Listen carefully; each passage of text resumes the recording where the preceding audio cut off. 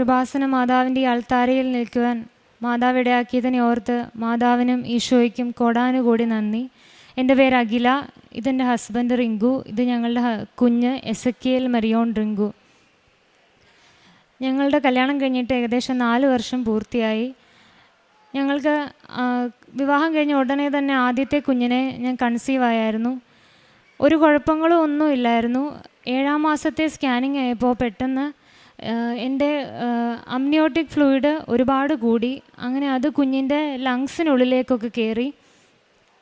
അങ്ങനെ ഞങ്ങൾ ഗ്രോത്ത് സ്കാനിന് ചെല്ലുന്ന സമയത്താണ് ഇങ്ങനൊരു പ്രശ്നമുണ്ടെന്ന് ഡോക്ടേഴ്സ് കണ്ടുപിടിക്കുന്നത്. അന്ന് ഡോക്ടേഴ്സ് എല്ലാവരും പറഞ്ഞു പ്രഗ്നൻസി ടെർമിനേറ്റ് ചെയ്യണം. അതായത് എൻ്റെ ലൈഫിന് വളരെ റിസ്ക്കാണ് ഈ പ്രഗ്നൻസി. അപ്പോൾ എത്രയും പെട്ടെന്ന് ആ കുഞ്ഞിനെ കളഞ്ഞ് ലൈഫ് സേവ് ചെയ്യുക, അതാണ് ഡോക്ടേഴ്സ് അന്ന് ശ്രമിച്ചത്. അബോർഷൻ ചെയ്യാൻ വേണ്ടി ഞങ്ങളെ ഒരുപാട് അവർ കൗൺസിലിംഗ് ഒക്കെ ചെയ്തു. പക്ഷേ ഒന്നും ചെയ്യത്തില്ലെന്ന് ഞങ്ങളുടെ മാതാപിതാക്കളും പൂർണ്ണമായിട്ടും ഉറച്ചു നിന്നു. ഞങ്ങൾ അടുത്ത ഹോസ്പിറ്റലിൽ പോയി. അവിടെയും എൻ്റെ ലൈഫിന് റിസ്ക്കാണ്, അതുകൊണ്ട് എത്രയും പെട്ടെന്ന് ഈ പ്രഗ്നൻസി ടെർമിനേറ്റ് ചെയ്യണമെന്ന് പറഞ്ഞു. പക്ഷെ ഞങ്ങൾ ചെയ്യാൻ തയ്യാറായില്ല. ഈശോ എനിക്ക് എങ്ങനെ കുഞ്ഞിനെ തരുന്നോ അങ്ങനെ സ്വീകരിക്കാൻ ഞാൻ തയ്യാറായിരുന്നു. പക്ഷെ പെട്ടെന്ന് എനിക്ക് ബ്ലീഡിങ് വന്നു, നോർമൽ ഡെലിവറി നടന്നു. അങ്ങനെ പക്ഷേ കുഞ്ഞിനെ ഞങ്ങൾക്ക് കിട്ടിയില്ല. ഈ ഒരു സ്കാനിങ്ങിന് പോകുന്ന സമയത്ത് ഞാൻ ശരിക്കും കരയാൻ വേണ്ടിയിട്ട് വാഷ്റൂമിൽ കയറിയതാണ്. അപ്പോൾ പരിശുദ്ധാത്മാവ് എൻ്റെ കാതിലൊരു വചനം തന്നു. ദൈവത്തെ സ്നേഹിക്കുന്നവർക്ക്, അവിടുത്തെ പദ്ധതി അനുസരിച്ച് വിളിക്കപ്പെട്ടവർക്ക് അവിടുന്ന് സകലവും നന്മയ്ക്കായി പരിണമിപ്പിക്കുന്നുവെന്ന് നമുക്കറിയാമല്ലോ. റോമ 8:28. ഞാനൊരു വചനവും അങ്ങനെ കാണാതെ പഠിക്കുന്ന ആളൊന്നും അല്ലായിരുന്നു. ഈ വചനം ഞാൻ എവിടെ കണ്ടെന്നോ എപ്പോൾ വായിച്ചെന്നോ പോലെ എനിക്ക് ഓർമ്മയില്ല. പക്ഷേ പരിശുദ്ധാത്മാവ് എനിക്ക് വചനം തന്നു. അതോടുകൂടി ഞാൻ ഭയങ്കരമായിട്ട് സ്ട്രോങ് ആയി. ഈ ഭൂമിയിൽ ആർക്കും ആശ്വസിപ്പിച്ചാലും ആരുടെ ആശ്വാസമൊക്കെ എന്നെ ആ സമയത്ത് ശക്തിപ്പെടുത്തത്തില്ല. പക്ഷേ ഈശോയും മാതാവും എന്നെ ഈ വചനത്തിലൂടെ ശക്തിപ്പെടുത്തി. അങ്ങനെ കുഞ്ഞു മരിച്ചതിൻ്റെ പിറ്റേ മാസമായപ്പോൾ പെട്ടെന്ന് എനിക്ക് കാലിൽ DVT എന്ന് പറഞ്ഞൊരു കണ്ടീഷൻ വന്നു. ഡീപ്പ് വെയിൻ ത്രോംബോസിസ് എന്ന് പറയും. അതായത് കാലിൽ രക്തം കട്ട പിടിക്കുന്നത്. അത് ഭയങ്കര ലൈഫ് ത്രെറ്റനിങ് ആയിട്ടുള്ളൊരു കണ്ടീഷനാണ്. അപ്പോൾ ആദ്യം ഈ കുഞ്ഞു മരിച്ചപ്പം കൃത്യമായിട്ട് എന്താണ് കാരണമെന്നൊന്നും അറിയത്തില്ല. ഡോക്ടേഴ്സ് കുറേ ഇങ്ങനെ അവരുടേതായ ഊഹങ്ങളൊക്കെ പറയുകയാണ്. ചിലപ്പോൾ കുഞ്ഞിന് എന്തെങ്കിലും കുഴപ്പങ്ങൾ കാണും, അല്ലെങ്കിൽ ഈ ഫ്ലൂയിഡ് കയറിയത് കൊണ്ടായിരിക്കും, അങ്ങനെയൊക്കെ പറയുന്നു. അപ്പോൾ ഒരു കൃത്യമായൊരു ഉത്തരം ഒന്നിനും ഇല്ലായിരുന്നു. ഡോക്ടേഴ്സ് പറഞ്ഞു ഇതിനൊരു എന്താണ് കാരണമെന്ന് കണ്ടുപിടിച്ച ശേഷമേ ഇനിയൊരു പ്രഗ്നൻസിയെക്കുറിച്ച് ചിന്തിക്കുക പോലും ചെയ്യാവോ എന്നൊക്കെ ഞങ്ങളോട് പറഞ്ഞിരുന്നു. അങ്ങനെ പിറ്റേ മാസം എനിക്ക് DVT വന്നു. അപ്പോൾ കാലിൽ ബ്ലഡ് ക്ലോട്ടായി. ഞാൻ ഹോസ്പിറ്റലിൽ ചെല്ലുന്ന സമയത്ത് വളരെ റിസ്ക്കി ആയിട്ടുള്ളൊരു കണ്ടീഷനായിരുന്നു. അപ്പോൾ ഡോക്ടേഴ്സ് പറഞ്ഞു ഈ കാലനക്കാനേ പറ്റത്തില്ല. അങ്ങനെ വീൽ ചെയറിലോട്ട് എന്നെ ഇരുത്തി. എന്നിട്ട് 2 ഹോസ്പിറ്റലിൽ ഞങ്ങളോട് പറഞ്ഞു കാല് മുറിച്ച് കളയേണ്ടി വരുമെന്ന്. അങ്ങനെ അന്ന് രാത്രി തന്നെ ഫെബ്രുവരി 18 അന്ന് രാത്രി ആംബുലൻസിന് ഞങ്ങളെ രാജഗിരി ഹോസ്പിറ്റലിലേക്ക് കൊണ്ടുപോയി. പോകുന്ന സമയത്തൊക്കെ ഞങ്ങൾ കൊന്ത ചൊല്ലിക്കൊണ്ടിരുന്നു, ഞാൻ ഹസ്ബൻഡും. ഞാനിങ്ങനെ വചനങ്ങളൊക്കെ പറഞ്ഞ് പ്രാർത്ഥിക്കാൻ തുടങ്ങി. അങ്ങനെ അവിടെ ഹോസ്പിറ്റലിലെത്തി. കാല് മുറിച്ച് കളയേണ്ടി വരുമെന്ന് പറഞ്ഞിടത്ത് നിന്ന് ഈശോ എന്നെ 2 കാലിൽ ഇന്നിപ്പോൾ നിർത്തിയിരിക്കുന്നത്. ഒരു 3 സർജറി എനിക്ക് ആ സമയത്ത് ചെയ്യേണ്ടി വന്നു. പെർമനൻ്റായിട്ടൊരു സ്റ്റെൻറ്റൊക്കെ ഇടേണ്ടി വന്നു. കാരണം എൻ്റെ ബ്ലഡ് വെസൽസ് എല്ലാം കട്ട പിടിച്ചത് ഓപ്പൺ ചെയ്യാൻ പറ്റാത്തൊരവസ്ഥയിലേക്കൊക്കെ എത്തിയിരുന്നു. അങ്ങനെ സ്റ്റെൻറ്റൊക്കെ ഇട്ടു. അങ്ങനെ അന്ന് ശരിക്കും ഈ DVT വന്നതുകൊണ്ടാണ് ആ ഡോക്ടേഴ്സിന് സംശയം തോന്നിയിട്ട് അവർ വേറെ ബ്ലഡ് ടെസ്റ്റുകൾ ചെയ്തു. അപ്പം മനസ്സിലായി എനിക്ക് രക്തം കട്ട പിടിക്കുന്ന ഒരു അസുഖമുണ്ട്. ഇതൊരു ഓട്ടോഇമ്മ്യൂൺ ഡിസീസാണ്. ശരിക്കും നമ്മുടെ ശരീരം തന്നെ നമുക്കെതിരെ റിയാക്റ്റ് ചെയ്യുകയാണ്.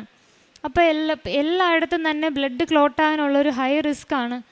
അപ്പോൾ ഇതുകൊണ്ടാണ് കുഞ്ഞ് മരിച്ചതെന്നുള്ളൊരു ഉത്തരം ഈശോ എനിക്ക് അപ്പം തന്നു. അതായത് പ്രഗ്നൻ്റ് ആകുന്ന സമയത്ത് നമ്മുടെ കുഞ്ഞിനെ ശരീരം കാണുന്ന ഒരു ശത്രുവായിട്ട് തന്നെയാണ്. അപ്പോൾ കുഞ്ഞിനെ കൊല്ലണം എന്ന രീതിയിൽ തന്നെ പൊക്കിൾക്കൊടിയിൽ ബ്ലഡ് ക്ലോട്ടാവും. പിന്നെ കുഞ്ഞിന് ബ്ലഡ് സപ്ലൈ ഒന്നും കിട്ടാതെ വരും. കുഞ്ഞിന് ഗ്രോത്ത് റിട്ടാർഡേഷൻ വന്ന് കുഞ്ഞ് മരിക്കും. അങ്ങനെയാണ് ഈ ഒരു കണ്ടീഷൻ. അതുപോലെ ഈ അസുഖം ഫെർട്ടിലിറ്റിയെ ഓരോ മാസം കുറച്ച് വരും. അപ്പം നോർമലി നമുക്ക് കൺസീവ് ആകാനൊക്കെ ഭയങ്കര ബുദ്ധിമുട്ടാണ്. അപ്പോൾ ഈ DVT വന്നതോടുകൂടി എന്താണ് ശരിക്കും കുഞ്ഞ് മരിക്കാനുള്ള കാരണമെന്ന് കണ്ടുപിടിച്ചു. അപ്പോൾ ആ സമയത്ത് ഈ വചനം എനിക്കിങ്ങനെ ഈശോ പിന്നെയും വീണ്ടും തരികയാണ്. അതായത് എന്ത് ജീവിതത്തിൽ സംഭവിച്ചാലും അത് നന്മയ്ക്ക് വേണ്ടിയിട്ടാണ്. അത് വേദനയാണെങ്കിലും എന്ത് സഹനമാണെങ്കിലും നന്മയ്ക്ക് വേണ്ടിയിട്ടാണ്. അത് മരണമാണെങ്കിലും അത് നന്മയ്ക്ക് വേണ്ടിയിട്ടാണെന്ന് ഈശോ പഠിപ്പിച്ചു. അങ്ങനെ DVT വന്നതുകൊണ്ട് എന്താണെന്ന് കാരണം മനസ്സിലായി. പിന്നെ എനിക്ക് ഈ ഡെലിവറിയോട് അസോസിയേറ്റ് ചെയ്ത് കുറേ ഫിഷർ എന്ന് പറഞ്ഞൊരു അസുഖം വന്നു. ഒരു വർഷത്തോളം എനിക്ക് അതിവേദനയായിരുന്നു.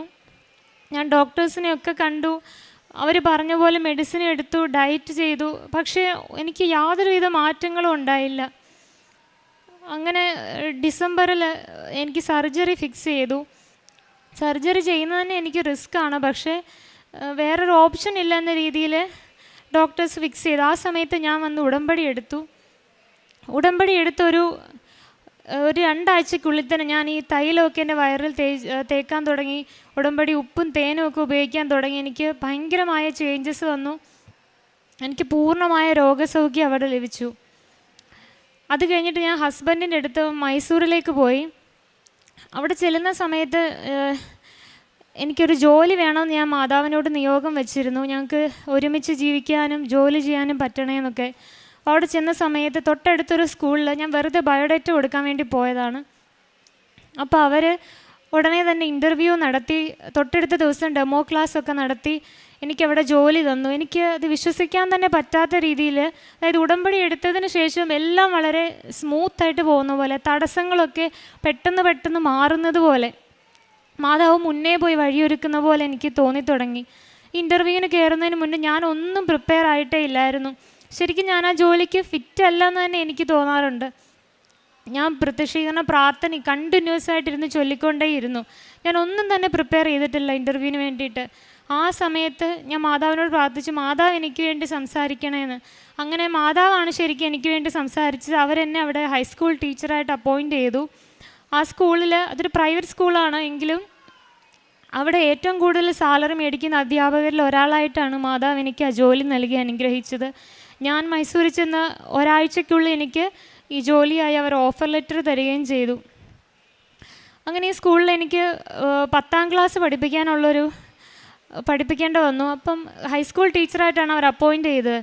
എന്നെ സംബന്ധിച്ച് ഞാൻ വേറൊരു സ്റ്റേറ്റാണ്, കർണാടകയാണ്. എനിക്ക് കന്നഡ ഒട്ടും അറിയില്ല ചെന്ന സമയത്ത്. അപ്പോൾ ഈ കുട്ടികളെ എങ്ങനെ ഇവർക്കിപ്പോൾ മനസ്സിലായി ഞാനൊരു ഇംഗ്ലീഷ് ടീച്ചറാണ്. അപ്പോൾ ഇംഗ്ലീഷ് പറഞ്ഞാൽ അവർക്ക് മനസ്സിലായില്ലെങ്കിൽ എങ്ങനെ അവരെ കന്നഡയിൽ അത് അവരുടെ മാതൃഭാഷയിൽ പറഞ്ഞ് മനസ്സിലാക്കുക എന്നൊന്നും എനിക്ക് അറിയത്തില്ലായിരുന്നു. ഞാൻ മാതാവിനെ മുറുക്കെ പിടിച്ചു. മാതാവിനോട് ഞാൻ പറഞ്ഞു, മാതാവ് എന്നെ എങ്ങനെയെങ്കിലും സഹായിക്കണം, മാതാവ് തന്നെ പഠിപ്പിക്കണം. ഞാൻ ഒത്തിരി കുറവുകളുള്ള ഒരാളാണ്. ഒരു അധ്യാപിക എന്ന നിലയിൽ പോലും എനിക്ക് ഒരുപാട് കുറവുകളുണ്ട്. അപ്പോൾ മാതാവ് എനിക്ക് വേണ്ടി സംസാരിക്കണം, മാതാവ് ക്ലാസ് എടുക്കണം എന്നൊക്കെ ഞാൻ പ്രാർത്ഥിച്ചു. അങ്ങനെയാണ് ഞാൻ എന്നും പോവുക. അങ്ങനെ അവിടെ 10ാം ക്ലാസ്സിലേക്ക് അവിടെ അവരെ പഠിപ്പിച്ചു തുടങ്ങി. അപ്പോൾ ക്രമേണ ഓരോ കാര്യങ്ങളും, ഇപ്പോൾ കന്നഡ ആണെങ്കിൽ ഓരോ വാക്കുകളൊക്കെ എന്നെ ഇങ്ങനെ മാതാവ് പഠിപ്പിക്കുന്നുണ്ട്. അങ്ങനെ ഞാൻ കുട്ടികളോട് നല്ല രീതിയിൽ അവരെ മനസ്സിലാക്കത്തക്ക രീതിയിൽ പഠിപ്പിക്കാൻ മാതാവ് എന്നെ സഹായിച്ചു. മാതാവ് തന്നെ എല്ലാം മുന്നിൽ നിന്ന് ചെയ്യുന്ന പോലെ എനിക്ക് തോന്നി. അപ്പം ഞാൻ ഈ കുഞ്ഞുങ്ങളോടും ഈ ഉടമ്പടിയെക്കുറിച്ചും എനിക്ക് ജോലി കിട്ടിയ കാര്യവും ഒക്കെ പറഞ്ഞ് ഈ ഉടമ്പടി തൈലം ഇവരുടെ പബ്ലിക് എക്സാമിൻ്റെ സമയത്ത് ഇവർക്ക് നെറ്റിയിൽ തേച്ച് കൊടുക്കും. ആ സ്കൂളിൽ ഒരൊറ്റ ക്രിസ്ത്യാനി കുട്ടികൾ പോലും ഇല്ല, എല്ലാം അക്രൈസ്തവരാണ്. പക്ഷേ ഞാൻ പറഞ്ഞത് കുഞ്ഞുങ്ങൾക്ക് ഭയങ്കര വിശ്വാസമാണ്. അവർ ഈ പ്രാർത്ഥന ചൊല്ലുകയും ഈ ഉടമ്പടി തൈലം തേക്കാൻ വേണ്ടി അവർ എക്സാമിന് മുമ്പ് ഇങ്ങനെ ക്യൂവിൽ വന്ന് നിൽക്കും. അങ്ങനെ എക്സാം അടുക്കുന്ന ഒരു സമയമായി. അപ്പോൾ അവിടുത്തെ സ്കൂളിലെ ഒരു രീതി എന്ന് പറഞ്ഞാൽ എല്ലാ അക്കാഡമിക് ഇയറിൻ്റെ അവസാനമാകുമ്പോൾ അവർ പുറത്തുനിന്ന് വേറെ ടീച്ചേഴ്സിനെ, റിട്ടയർഡ് ആയിട്ടുള്ള പ്രിൻസിപ്പൽസൊക്കെ വന്നിട്ട് നമ്മുടെ ക്ലാസ് ചെക്ക് ചെയ്യും. ക്ലാസ് മോശമാണെന്നുണ്ടെങ്കിൽ അവർ ചിലപ്പോൾ നമ്മൾ ജോലിയിൽ നിന്ന് പറഞ്ഞു വിടും. അപ്പം നല്ല ക്ലാസ് ആണെങ്കിൽ നമുക്കതിനനുസരിച്ചുള്ളൊരു അപ്രിസിയേഷൻ കിട്ടുകയും ചെയ്യും. അങ്ങനെ എനിക്കും ക്ലാസ് എടുക്കേണ്ട ഒരു അവസരം വന്ന സമയത്ത് ഞാൻ മാതാവിൻ്റെ കാശ് രൂപം കയ്യിൽ മുറുക്കെ പിടിച്ചിട്ടാണ് ഞാൻ ക്ലാസ് എടുക്കുന്നത്. പക്ഷേ ഞാൻ ഇതുവരെ എടുത്തിട്ടുള്ള ക്ലാസ്സുകളിൽ വെച്ച് മോശം ക്ലാസ്സായിട്ടാണ് എനിക്ക് തോന്നിയിട്ടുള്ളത്. എന്നിട്ട് ഞാൻ മാതാവിനോട് പ്രാർത്ഥിച്ചു, മാതാവേ എന്നെ മാനിക്കണേ, മറ്റുള്ളവരുടെ മുന്നിൽ ഒരിക്കലും നാണം കെടാൻ ഇടയാകല്ലേ എന്ന്. ഈ ക്ലാസ്സിന് ശേഷം ഇവർ നമ്മൾക്കൊരു റിവ്യൂ തരും. അത് സ്കൂൾ മാനേജറിൻ്റെയും പ്രിൻസിപ്പലിൻ്റെയും ഒക്കെ മുന്നിൽ വെച്ചിട്ടാണ് തരിക. പോസിറ്റീവ്സും നെഗറ്റീവ്സും ഒക്കെ പറയും. അപ്പോൾ ഒരിക്കലും നാണം കെടേണ്ട വരല്ലേ എന്ന് പ്രാർത്ഥിച്ചു. അങ്ങനെ ഞാൻ ക്ലാസ്സിന് ശേഷം ഇവരെന്നോട് റിവ്യൂ പറയുമ്പം അവരെല്ലാം പോസിറ്റീവായിട്ട് മാത്രമാണ് പറയുക. ഞാനപ്പം മാതാവിനെ, എനിക്ക് സന്തോഷം കൊണ്ട് എൻ്റെ കണ്ണ് നിറഞ്ഞു. എൻ്റെ മാതാവെ, ഞാൻ ആ സ്കൂളിലെ മറ്റധ്യാപകരെ വെച്ച് ഞാനാണ് ഏറ്റവും ജൂനിയർ, എനിക്ക് മാത്രമാണ് കന്നഡ അറിയാത്തത്, എനിക്കാണ് വലിയ എക്സ്പീരിയൻസ് ഇല്ലാത്തത്. എങ്കിൽ പോലും ഈ കുറവുകളൊക്കെ ഉള്ളപ്പോഴാണ്, ശരിക്കും കുറവുകളിലാണ് ദൈവത്തിൻ്റെ ഒരു കൃപ നമുക്ക് പ്രകടമാകുന്നത്. Not by merit but by grace. എൻ്റെ ഒരു കഴിവ് കൊണ്ടേ അല്ല, ദൈവത്തിൻ്റെ കൃപ കൊണ്ട്. അങ്ങനെ ആ വർഷത്തെ ഹൈസ്കൂൾ സെക്ഷനിൽ ബെസ്റ്റ് ടീച്ചർ അവാർഡ് എനിക്ക് തന്നു മാതാവ്.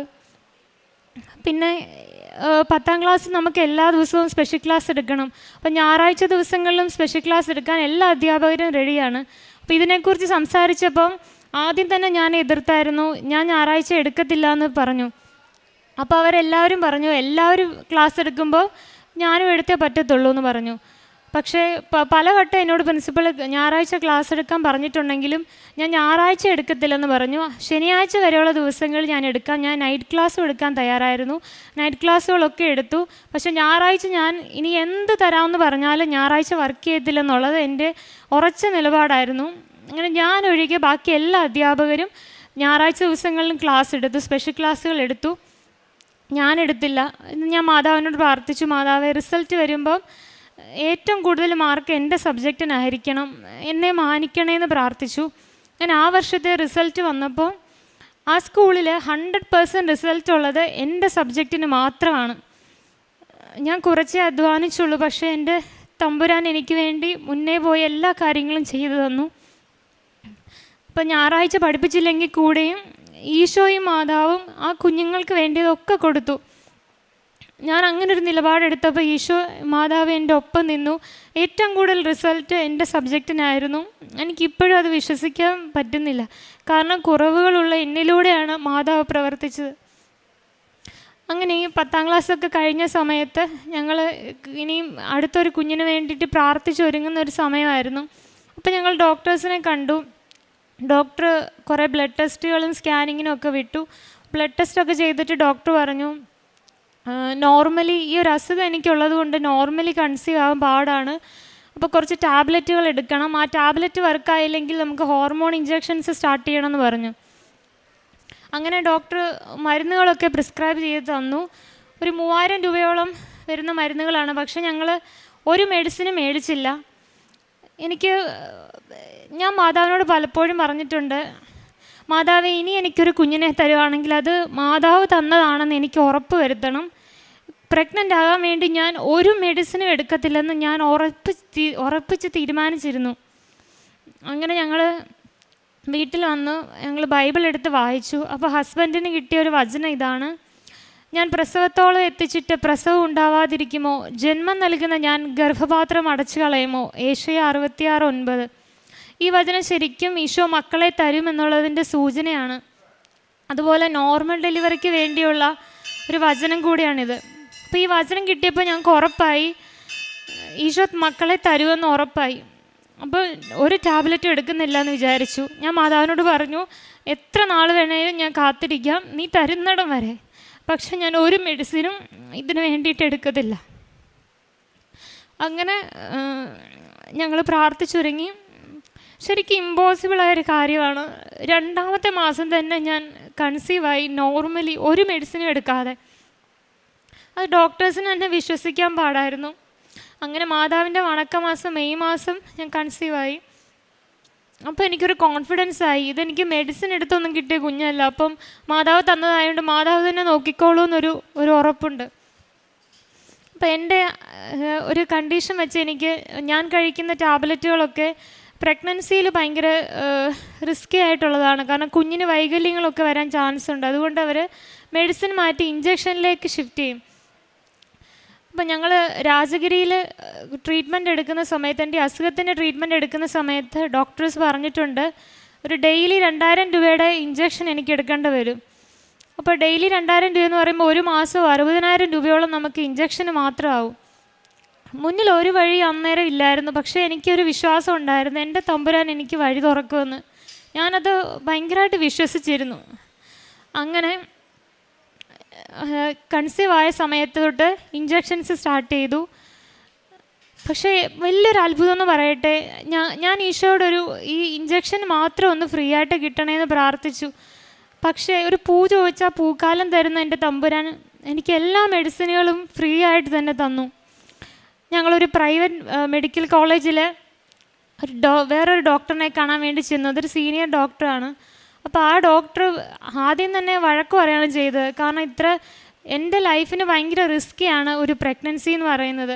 അപ്പോൾ എന്തിന് ഈ പ്രഗ്നൻസി നോക്കി, തൻ്റെ ലൈഫിന് റിസ്ക് അല്ലേ, പിന്നെ കുഞ്ഞിനെ കിട്ടുമോ എന്ന് ഉറപ്പൊന്നുമില്ല, ഒരു 50-50 ചാൻസാണ്. അപ്പം കുഞ്ഞിനേക്കാളേറെ എൻ്റെ ലൈഫിന് ഭയങ്കര റിസ്ക്കാണ് ഈ ഒരു പ്രഗ്നൻസി. പക്ഷെ ഞാൻ മാതാവിൽ ഉറച്ചു നിന്നു. എന്തെങ്കിലുമൊക്കെ ഡോക്ടേഴ്സ് ഇമ്പോസിബിളാണെന്ന് പറയുമ്പോൾ അപ്പം മാതാവ് എനിക്കൊരു ശക്തി തരും. അപ്പോൾ ദൈവത്തിനാൽ ഇതെല്ലാം സാധ്യമാണെന്ന്. അങ്ങനെ ഞങ്ങൾ എന്നിട്ട് വേറൊരു ഡോക്ടറിനെ കണ്ടു. അങ്ങനെ ഇങ്ങനെ പ്രഗ്നൻസിയുടെ എല്ലാ ചെക്കപ്പുകളും തുടർന്നുകൊണ്ടിരുന്നു. അങ്ങനെ ഞാൻ ഡോക്ടറിനോട് നോർമൽ ഡെലിവറിയുടെ ഒരു കാര്യം ഇങ്ങനെ സംസാരിച്ചപ്പോൾ ഡോക്ടർ പറഞ്ഞു, അഖില, നോർമൽ ഡെലിവറി നിനക്ക് ഇമ്പോസിബിളായ കാര്യമാണ്. കാരണം നോർമൽ ഡെലിവറി നടന്നാൽ ഞാൻ മരിച്ചു പോകാനുള്ള സാധ്യത ഭയങ്കര കൂടുതലാണ്. കാരണം എനിക്കൊരു സ്റ്റെൻറ്റ് ഇട്ടിട്ടുണ്ട്. ഇത്രയും നോർമൽ ഡെലിവറി നമ്മൾ അത്രയും ഫോഴ്സ് ചെയ്യുമ്പോൾ ഈ സ്റ്റെൻറ്റ് പൊട്ടാം, ബ്ലഡ് വെസലുകളൊക്കെ ബ്ലീഡിങ് വന്ന് മരിക്കാനൊക്കെ സാധ്യതയുണ്ട്. അതുകൊണ്ട് സിസേറിയൻ മാത്രമേ നമ്മൾ ഓപ്റ്റ് ചെയ്യത്തുള്ളൂ. അത് ഒരു മാക്സിമം ഒരു 8-ാം മാസം വരെയൊക്കെ പ്രഗ്നൻസി അവർ കണ്ടിന്യൂ ചെയ്യിക്കത്തുള്ളൂ. എന്നിട്ട് എത്രയും പെട്ടെന്ന് കുഞ്ഞിനെ പുറത്തെടുക്കും. അങ്ങനെയാണ് ഡോക്ടേഴ്സിൻ്റെ പ്ലാൻ. ഇങ്ങനെ കണ്ടിന്യൂ ചെയ്തുകൊണ്ടിരുന്ന സമയത്ത് അപ്പോൾ ഡോക്ടറിനെ ഞങ്ങൾ കണ്ടപ്പോൾ ഡോക്ടർ ഇങ്ങനെയൊക്കെ സംസാരിച്ചു. ഇത് നോർമൽ ഡെലിവറി എനിക്ക് ഇമ്പോസിബിൾ ആണെന്ന് ഡോക്ടർ പറയാണ്. കുറേ ഇതിൻ്റെ കോംപ്ലിക്കേഷൻസ് ഒക്കെ ഇങ്ങനെ പറഞ്ഞുകൊണ്ടിരിക്കുമ്പോൾ എൻ്റെ അടുത്ത് വന്ന് ഈശോ പറയുന്ന പോലെ എനിക്ക് തോന്നുകയാണ്, അഖില, ഡോക്ടറല്ല നിൻ്റെ ദൈവം, ഞാനാണ് നിൻ്റെ ദൈവം. എനിക്ക് അസാധ്യമായി എന്തെങ്കിലും ഉണ്ടോ എന്ന് ഈശോ എന്നോട് പറയുന്നത് പോലെ തൊട്ടടുത്ത് നിന്ന് ഈശോ ചിരിച്ചുകൊണ്ട് പറയുന്ന പോലെ എനിക്ക് തോന്നുകയാണ്. അപ്പം മനസ്സിന് ഭയങ്കരമായൊരു സമാധാനം വന്നു. പിന്നെ ഇതേ അസുഖമുള്ളൊരു ചേച്ചി എനിക്കറിയാം. ആ ചേച്ചി ഇഞ്ചക്ഷനുകൾ എടുത്തിട്ടും എല്ലാ മെഡിസിനുകൾ എടുത്തിട്ടും 5 കുഞ്ഞുങ്ങൾ ആ ചേച്ചിക്ക് മരിച്ചു പോവുകയാണ് ചെയ്തത്. അപ്പം ഈ ചേച്ചി എന്നോട് പലപ്പോഴും വിളിക്കുമ്പോൾ പറയും, അഖില, നീ 7 മാസം ഒന്ന് കംപ്ലീറ്റ് ചെയ്ത് കണ്ടാൽ മതി എന്ന് പറയും. പക്ഷേ ഡോക്ടേഴ്സും അങ്ങനെ തന്നെയായിരുന്നു വിചാരിച്ചത്. ഞാനൊരു 7 മാസം തന്നെ തികയ്ക്കുമെന്ന് അവർക്ക് ഡൗട്ടായിരുന്നു. പക്ഷേ ഞാൻ എൻ്റെ മാതാവിൻ്റെ കൃപയാൽ 9 മാസം തികഞ്ഞ് അങ്ങനെയാണ് ഞാൻ എൻ്റെ കുഞ്ഞിനെ പ്രസവിച്ചത്. അങ്ങനെ ഞങ്ങൾ നോർമൽ ഡെലിവറിയോട് അടുത്ത സമയത്ത് ഹോസ്പിറ്റലിൽ ചെന്നപ്പം പെട്ടെന്ന് ഈ ഡോക്ടർ അവിടെ നിന്ന് റിസൈൻ ചെയ്ത് വേറെ ഹോസ്പിറ്റലിൽ പോയി. പെട്ടെന്ന് അതൊരു ഷോക്കായിരുന്നു. അങ്ങനെ ഞങ്ങൾ കണ്ടുകൊണ്ടിരുന്ന ആ ഡോക്ടർ ഭയങ്കര സ്നേഹത്തോടൊക്കെ സംസാരിക്കുന്നു. അപ്പോൾ നമ്മൾ ഡോക്ടറിൽ കുറച്ചുകൂടി ആശ്രയം വെക്കുന്നതായിട്ട് ഈശോയ്ക്ക് തോന്നിയിട്ട് ഈശോ ആ ഡോക്ടറിനെ മാറ്റിയതാണ് അവിടുന്ന്. അങ്ങനെ ആ ഡോക്ടർ മാറി അടുത്തൊരു സീനിയർ ഡോക്ടറിനെ ഞങ്ങൾ കണ്ടു. അപ്പോൾ ആ ഡോക്ടറും പറഞ്ഞു സിസേറിയനെ പോസിബിളായിട്ടുള്ളൂ. അങ്ങനെ ജാനുവരി 12 അഡ്മിറ്റ് ആകാൻ വേണ്ടി അവർ ഡേറ്റും തന്നു. അങ്ങനെ ജാനുവരി 12 ഞങ്ങൾ അഡ്മിറ്റ് ആകാൻ ചെല്ലുന്ന സമയത്ത് ഈ ഡോക്ടറും ലീവിൽ പോയി. ആ മാസം ജനുവരി മാസം ഈ സീനിയർ ഡോക്ടർ ലീവിലാണെന്ന് പറയുകയാണ്. അങ്ങനെ പുതിയൊരു ഡോക്ടറിനെ കണ്ടു. ഞാൻ പ്രാർത്ഥിക്കുമ്പോഴൊക്കെ മാതാവിനോട് പറയായിരുന്നു, മാതാവേ, എൻ്റെ ആഗ്രഹം നോർമൽ ഡെലിവറി നടക്കണമെന്നാണ്. പക്ഷേ അതൊക്കെ എല്ലാ ഡോക്ടേഴ്സും ഇമ്പോസിബിളാണെന്ന് പറയുന്നത്. ഒരു 5 പേരോളം ഞങ്ങൾ കണ്ടിട്ടുണ്ട്. ആ ഡോക്ടേഴ്സൊക്കെ പറഞ്ഞത് സിസേറിയൻ മാത്രമേ പോസിബിളായിട്ടുള്ളതെന്നാണ്. അപ്പോൾ ഞാനുമായിട്ട് ഡോക്ടേഴ്സിനോടൊന്നും അങ്ങോട്ട് പറയില്ല, മാതാവ് തന്നെ എല്ലാം ചെയ്തോണമെന്ന് പറഞ്ഞു. പിന്നെ എന്താണേലും ഞാൻ ദൈവഹിതം എന്താണോ അതിൽ അക്സെപ്റ്റ് ചെയ്യാൻ ഞാൻ റെഡിയാണെന്നും പറഞ്ഞു. അങ്ങനെ ഞങ്ങൾ അഡ്മിറ്റ് ആകുന്ന ദിവസം ചെന്നപ്പം വേറൊരു ഡോക്ടറിനെ കാണുകയാണ്. ആ ഡോക്ടർ മാത്രം പറഞ്ഞു, നമുക്ക് നോർമൽ ഡെലിവറി ട്രൈ ചെയ്യാം, എന്തെങ്കിലും കോംപ്ലിക്കേഷൻസ് വരുവാണെങ്കിൽ പെട്ടെന്ന് തന്നെ നമ്മൾ സിസേറിയൻ ചെയ്യുമെന്ന് പറഞ്ഞു. അങ്ങനെ ഈ അസുഖമുള്ളവർക്ക് സാധാരണ വരുന്ന ഒരുപാട് കോംപ്ലിക്കേഷൻസ് വരുന്നതാണ്. പക്ഷേ എന്നെ മാതാവ് ഇങ്ങനെ പൊതിഞ്ഞ് പിടിച്ച് കൊണ്ടുപോകുന്ന പോലെ എനിക്ക് തോന്നും. എനിക്ക് സാധാരണ അവർക്കൊക്കെ വരുന്നത് വെച്ചുള്ള ഒരു കോംപ്ലിക്കേഷൻസും എനിക്കങ്ങനെ വന്നിട്ടില്ല. അങ്ങനെ ആ ഡോക്ടർ മാത്രം നോർമൽ ഡെലിവറിക്ക് വേണ്ടിയിട്ട് എന്നെ റെഡിയാക്കി. അങ്ങനെ ഞാൻ ഈ വചനം പ്രസവത്തോളം എത്തിച്ചിട്ട് പ്രസവം ഉണ്ടാവാതിരിക്കുമോ, ഈ വചനം ഞാൻ ലേബർ റൂമിൽ കണ്ടിന്യൂസ് ഞാൻ ചൊല്ലിക്കൊണ്ടേയിരുന്നു. ഇനിയെല്ലാം മാതാവിൻ്റെ കയ്യിലേക്ക് ഞാൻ കൊടുത്തു. മാതാവ് എനിക്ക് വളരെ അത്ഭുതകരമായിട്ട് നോർമൽ ഡെലിവറിയിൽ എനിക്കൊരു ആൺകുഞ്ഞിനെ നൽകി അനുഗ്രഹിച്ചു. ഞാനൊരു ആൺകുഞ്ഞിന് വേണ്ടി തന്നെയാണ് പ്രാർത്ഥിച്ചതും അതെനിക്ക് മാതാവ് തരുമെന്ന് എനിക്ക് ഭയങ്കര ഒരു വിശ്വാസമായിരുന്നു. കുഞ്ഞ് ക്യാരിങ് ആയിരുന്ന സമയത്ത് തന്നെ ഞാൻ മോനാണെന്ന രീതിയിൽ കുഞ്ഞിനോട് സംസാരിക്കുകയും പ്രാർത്ഥിക്കുകയും ഒക്കെ ചെയ്യുമായിരുന്നു. പിന്നെ ഞങ്ങൾ ബൈബിൾ എടുത്ത് വായിക്കുന്ന സമയത്ത് കൂടുതൽ എനിക്ക് സ്ട്രൈക്കിംഗ് ആയിട്ട് എസെക്കിയേൽ എന്നൊരു പേര് തോന്നി. ആ പേരിൻ്റെ അർത്ഥം തന്നെ ദൈവം ശക്തിപ്പെടുത്തുന്നു എന്നാണ്. ശരിക്കും ഈ പ്രഗ്നൻസിയിലും എൻ്റെ ലൈഫിൽ മൊത്തം എന്നെ ദൈവം ശക്തിപ്പെടുത്തുന്നതാണ്. എനിക്ക് ശക്തിയില്ല, ഞാൻ തളർന്നു തന്നെയാണ് ഇരിക്കുക. പക്ഷെ ദൈവം തരുന്ന ശക്തിയിലാണ് ഞാൻ ഓരോ ദിവസവും മുന്നോട്ട് പോവുക. അങ്ങനെ ഞങ്ങൾ കുഞ്ഞിന് എസെക്കിയേൽ എന്ന് പേരിട്ടു. മാതാവിനോടുള്ള നന്ദി സൂചകമായിട്ട് മിഡിൽ നെയിം മരിയോൺ എന്നാണ് ഇട്ടത്. അങ്ങനെ കുഞ്ഞിന് എസെക്കിയേൽ മരിയോൺ റിങ്കു എന്ന് പേരിട്ടു. എപ്പോഴും എനിക്ക് കുഞ്ഞിനെ കാണുമ്പോൾ എനിക്ക് മാതാവിനോടും ഈശോയോടുള്ള സ്നേഹം കൂടുകയാണ്, ഓരോ ദിവസവും കൂടുകയാണ് ചെയ്യുക. അതേപോലെ എനിക്ക് പ്രഗ്നൻ്റ് ആയിരുന്ന സമയത്ത് യൂട്രസ് വികസിക്കുമ്പം കുറച്ച് പേർക്കൊക്കെ വരുന്നൊരു കോംപ്ലിക്കേഷനാണ്. യൂട്രസ് ഇങ്ങനെ വികസിക്കും തോറും നമ്മുടെ മറ്റവയവങ്ങളെ ഇങ്ങനെ കംപ്രസ് ചെയ്യും. അങ്ങനെ എൻ്റെ രണ്ട് കിഡ്നിയിലും എനിക്ക് നീരായിട്ട് എനിക്ക് ഉച്ച കഴിയുമ്പോൾ തൊട്ട് പെയിനാണ്. അപ്പോൾ ഞാൻ അന്നും സ്കൂളിൽ വർക്ക് ചെയ്യുന്നുണ്ട്. എനിക്ക് വേണ്ടിയിട്ട് സ്കൂൾ എല്ലാ കാര്യങ്ങളും ഒരുക്കി തന്നെന്നുള്ളതാണ്. അപ്പോൾ എനിക്ക് ഉച്ച കഴിയുമ്പോൾ തൊട്ട് പെയിൻ സ്റ്റാർട്ട് ചെയ്യും. പിന്നെ എനിക്ക് പഠിപ്പിക്കുമ്പോൾ തന്നെ നല്ല വേദന സഹിച്ചാണ് ഞാൻ പഠിപ്പിക്കുക. അപ്പോൾ ഡോക്ടേഴ്സിനെ കണ്ടപ്പോൾ അവർ പറഞ്ഞു പ്രഗ്നൻസിയിൽ നമുക്ക് മെഡിസിൻ ഒന്നും തരാൻ പറ്റത്തില്ല. അതായത് 6ാം മാസത്തിലാണ് എനിക്ക് ഇങ്ങനെ ഒരു വേദന വരാൻ തുടങ്ങിയത്. ഡെലിവറിയോടുകൂടി മാത്രമേ ഈ പെയിൻ പോകത്തുള്ളൂ, കാരണം യൂട്രസ് ചുരുങ്ങിയാലേ പെയിൻ പോകത്തുള്ളൂ. അങ്ങനെ ഇത് സഹിക്കേണ്ടി വരുമെന്ന രീതിയിൽ തന്നെ ഡോക്ടർ സംസാരിച്ചു. ഒരു മരുന്നും തരാനില്ല. അപ്പം ഞാൻ മാതാവിനോട് പ്രാർത്ഥിച്ച് ഞാൻ മാതാവിൻ്റെ തൈലം, ഞാൻ അല്ലെങ്കിൽ എല്ലാ ദിവസവും മാതാവിൻ്റെ തൈലം വയറ്റിൽ പുരട്ടി പ്രാർത്ഥിക്കുകയും തേനും ഉപ്പും ഒക്കെ ഉപയോഗിക്കുകയും ചെയ്യുമായിരുന്നു. അങ്ങനെ ഞാൻ തൈലം പുരട്ടി പ്രാർത്ഥിച്ചു. എന്നിട്ട് ഒരു ദിവസം ചെക്കപ്പിന് പോകുന്ന സമയത്ത് എനിക്ക് ഒരു ഡോക്ടറിനെ കണ്ടിട്ട് അടുത്ത ഡോക്ടറിൻ്റെ അടുത്തേക്ക് നടക്കാൻ വയ്യാതെ ഡോക്ടേഴ്സ് എന്നെ വീൽ ചെയറിലാക്കി വിട്ടിട്ടുണ്ട്. അന്ന് ഞാനിങ്ങനെ കരഞ്ഞ് മാതാവിനോട് പ്രാർത്ഥിച്ചു, മാതാവെ പറ്റുമെങ്കിൽ എനിക്ക് ഈ വേദന മാറ്റി തരണം, അല്ലെങ്കിൽ സഹിക്കാനുള്ള ശക്തിയെങ്കിലും തരണമെന്ന്. കാരണം എനിക്ക് ജോലിക്കും പോകണം, എനിക്ക് അതേപോലെ തന്നെ എനിക്ക് നടക്കുകയും ചെയ്യണം. ഞാൻ വൈകിട്ടൊക്കെ കുർബാനയുള്ള ദിവസങ്ങളെല്ലാം മാക്സിമം ദിവ്യബലിയിൽ പോയി പങ്കെടുക്കുമായിരുന്നു. അപ്പോൾ സ്കൂളിൽ പോകുന്ന സമയത്ത് എനിക്ക് വേദനയുണ്ട്. അപ്പോൾ ഒരു ദിവസം വൈകിട്ട് എനിക്ക് കുർബാനയ്ക്ക് പോകണം. അപ്പോൾ ഞാൻ വേദന ഉണ്ടെങ്കിൽ കടിച്ച് പിടിച്ച് ഞങ്ങളുടെ വീടിൻ്റെ അടുത്തായിട്ട് തന്നെയാണ് പള്ളി, ഒരു 8 മിനിറ്റ് നടന്നാൽ മതി.